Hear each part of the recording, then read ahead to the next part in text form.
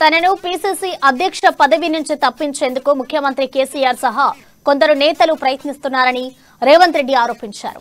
మునుగోడులో విలేకరులతో మాట్లాడిన రేవంత్ రెడ్డి ఉప ఎన్నికల్లో కాంగ్రెస్ పార్టీ గట్టి పోటీ ఇవ్వలేదని చూపించేందుకు టీఆర్ఎస్ బీజేపీ ప్రయత్నిస్తున్నాయన్నారు. ఫలితంగా తాను బలహీనపడ్డానని చూపించడం ద్వారా పీసీసీ అధ్యక్ష పదవి నుంచి సాగనంపేందుకు పన్నాగాలు పన్నుతున్నారని అన్నారు. అలాంటి వారి వివరాలను త్వరలోనే వెల్లడిస్తారని పేర్కొన్నారు.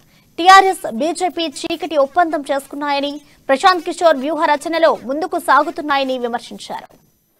కాబట్టి సుశిక్షితులైన కాంగ్రెస్ పార్టీ శ్రేణులారా, కార్యకర్తలారా, వేలాది మంది ఈ మునుగోడును కమ్ముకరండి.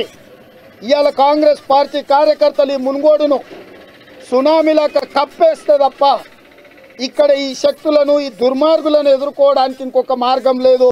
కార్యకర్తలకు నేను విజ్ఞప్తి చేస్తున్నా, వేలాది మంది కార్యకర్తలు ఈ మునుగోడు నియోజకవర్గాన్ని చుట్టుముట్టండి. ఇవాళ మన పార్టీని చంపేయాలన్న కుట్ర జరుగుతుంది. తెలంగాణ రాష్ట్రంలో కాంగ్రెస్ పార్టీ జెండా మోసే కార్యకర్తలకు నేను దండం పెట్టి చెప్తున్నా, ఈరోజు అత్యంత ప్రమాదకరమైన పరిస్థితులు మునుగోడు నియోజకవర్గంలో వచ్చినాయి, రాబోతున్నాయి, ఉధృతం కాబోతున్నాయి. మా పార్టీ తరఫున నేను ప్రచారం చేయడం తప్ప ఇక వీళ్ళని ఎదుర్కోవడానికి నాకు వేరే మార్గం లేదు.